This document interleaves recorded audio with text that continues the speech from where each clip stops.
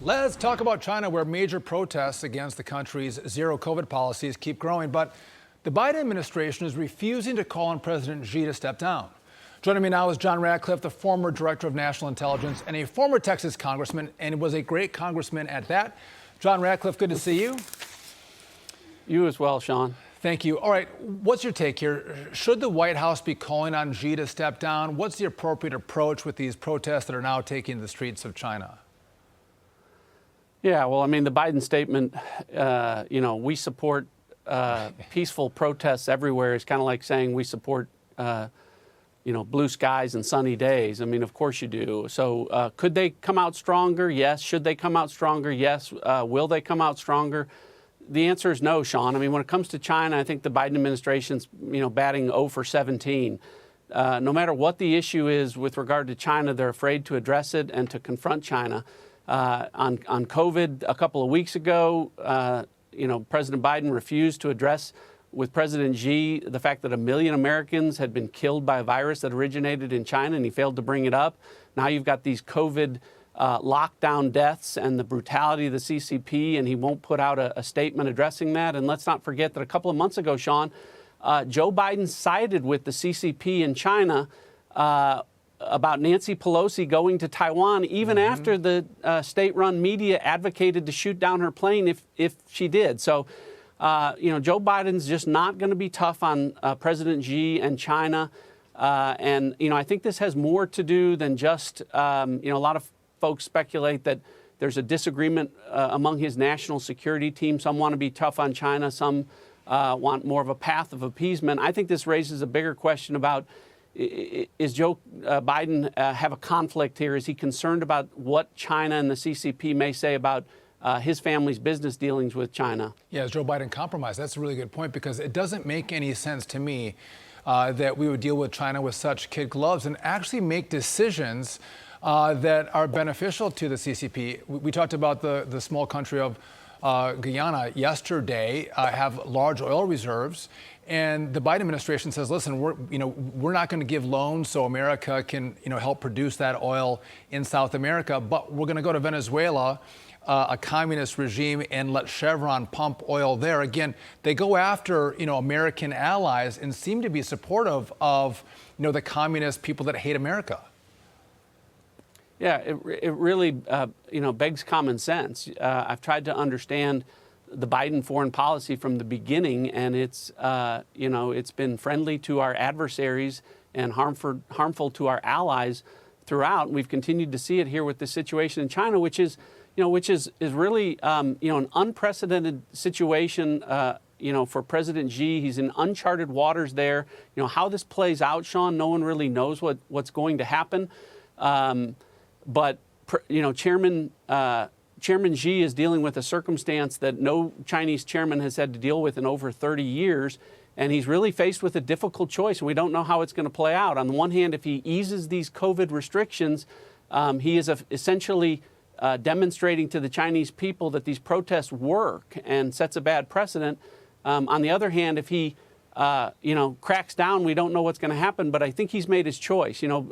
Chairman Mao once famously said, Sean, political power comes through the barrel of a gun. And I think we learned how President Xi plans to handle this. He said something yesterday that I've never heard a politician say before. He said, political security is national security.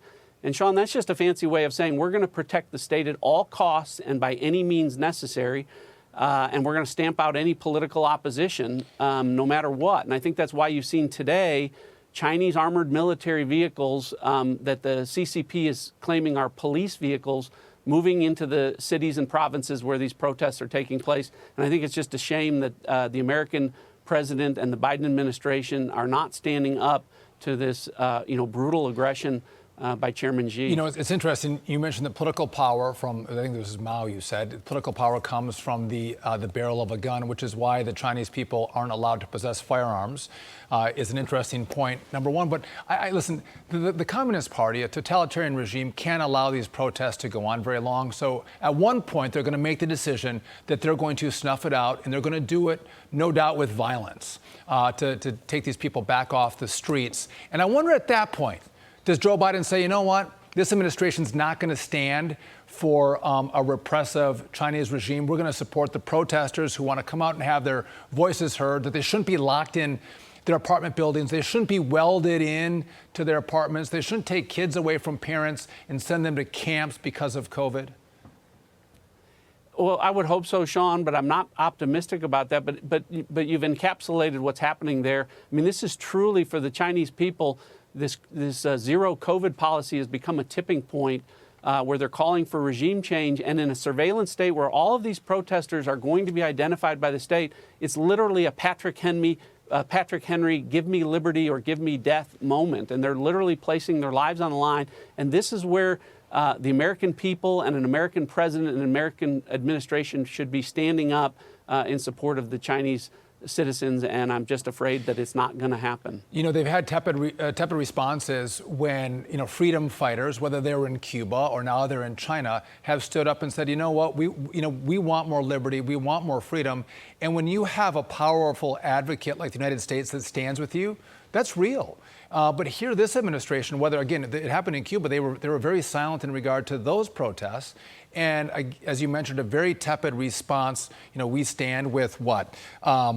Peaceful protests. I mean, it is the most ridiculous. Peaceful protests everywhere. Right, exactly. And so, again, you made this point. It seems like if you're an enemy of the United States, if you hate America, we stand with you. But if you're an ally of the United States, we're going to do things that punish you. And again, I wonder, and you saw this, the president can't do that much as the president. He has a whole team around him. It's a massive bureaucracy of government. I think they brought in all these left-wingers who actually hate America as well. And so they feel a likened heart to other countries that hate America, just like they hate America. And I never thought we'd be at a place where we have a leader, a president, who actually hates the country that they serve. I agree completely, Sean. And, we saw, in our prior administration, what putting America first really means is it means it really strengthens the rest of the world, that our allies are stronger when there is a strong America and we place American interests first. And, this is, as, many have said, this is really an America last approach. And we're kowtowing to our adversaries, even in the face of this type of brutality, even when there are circumstances where we should be standing up for freedom and liberty. That's what the American government and people, that it's been the shining light that it's been to the world for centuries, and it's not right now. And I think that, that's really unfortunate, and history's not going to be kind to the Biden foreign policy. John, you are the head of National Intelligence. Do you think we're going to see more information come out in regard to the Hunter Biden dealings with foreign countries and how it related back to Joe, maybe as the big guy? Well, as DNI, I was unequivocal in saying that was not Russian disinformation. That's right. And yet, despite putting out a statement to that effect, social media suppressed that and actually amplified false statements of people saying that it was Russian disinformation. But the answer, Sean, is I do think it's going to come. Here's where it's going to come. There's going to be a select committee on China to finally get answers now that Republicans control the House of Representatives for the first time in 4 years. Sean, one of the most shameful things that hasn't taken place or that I'm just shocked at is that there hasn't been a hearing on COVID origins. So all of these things, COVID origins, Hunter Biden's laptop and the business transactions of Biden family members, all of that stuff. Withdrawal from Afghanistan, maybe one as well. American energy policy, the border, all those things. Yeah.